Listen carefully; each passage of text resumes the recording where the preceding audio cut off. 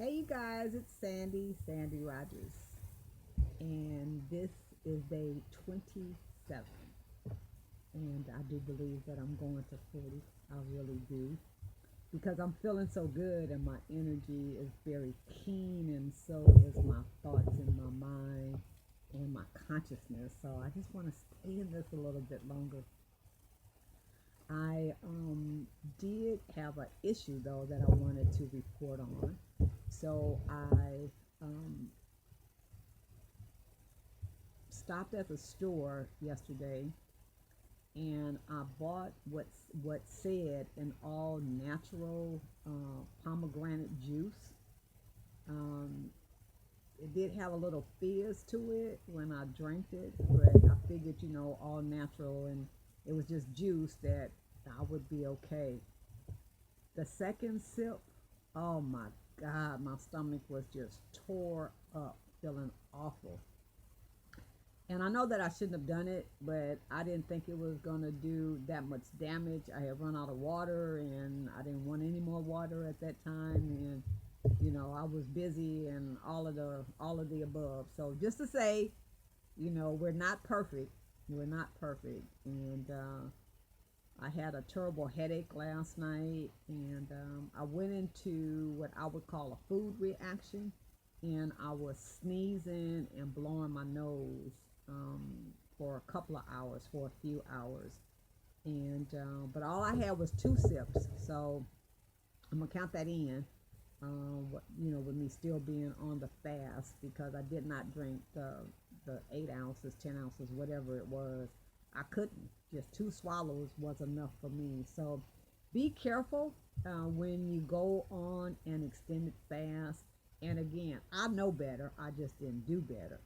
And you want to make sure that what you're putting in your body is clean and that you're aware of exactly what it is. I do not have the label name, and I'm not going to spread that because it was just my error, and so that I should not have attempted that. I should have waited until I was at a place where I could have my water or my urine, and I didn't.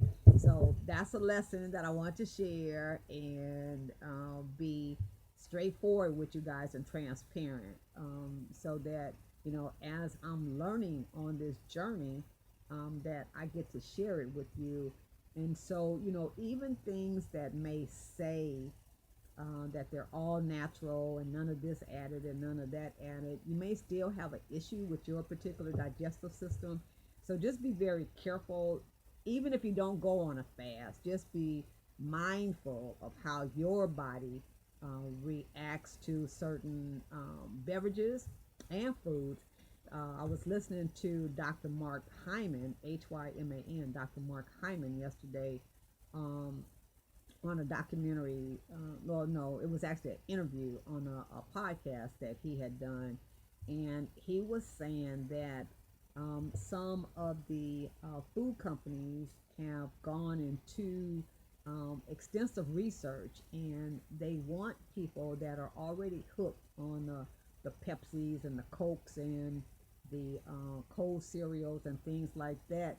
They're adding more and more of the toxic ingredients in there to keep you hooked, but it's giving you like twice as much of the chemicals, the sugar, all the unhealthy stuff, and they know what they're doing. And this is not the first time that I heard it. It just helped me to remember to share that with you guys. So this drink, I mean, it looked absolutely pure, right?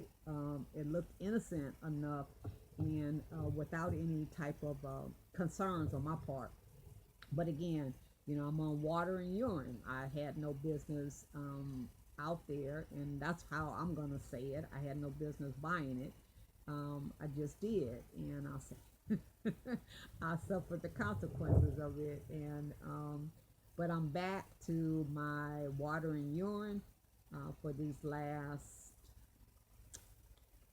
13 days to be strictly the water and urine. No deviation. I don't care what happens. I'm not gonna go off the beaten path, man. I'm staying on my water, and both the water and my water, right? So yeah. Um, I heard Marion Williamson this morning. She's in Atlanta, Georgia. She spoke at Hillside International Faith Center, a place that helped me to learn about the New Thought principles in religion, and it was just beautiful. It was her whole methodology is just very very powerful and very simple, and what we all know to be true. So she talked about darkness and allowing the light to come in to cast to break up that darkness. And we all know that love and light are the energies that bring about peace and harmony, justice for all people, and righteousness. And so, not from a religious standpoint, but spiritual and just human, we need to be shining our light in all places and doing it with as much uh, e- eviction as the people that are wanting us to stay in darkness. So it's a call upon us. It is um, a proclamation almost, that we go about the business of sharing, shedding, spreading light wherever we go so that we can start breaking up some of this darkness that's out here. And I believe, along with Marion Williamson and the hundreds of people that was at Hillside this morning, that she's got a very powerful message. She's done some books like A Return to Love, which is one of my favorites, and some of the other things that she's written. I've heard her give talks in Los Angeles for years. Whenever I would go to visit, my brother would make sure that he would take me over there. And so I have a lot of love and appreciation and admiration for her. And just wanted to give you just a tidbit of what her message was today. Shine your light. We must. We must shine our light. Right? Dispel the darkness. Spread the love like I love you. I'll see you tomorrow. Love you.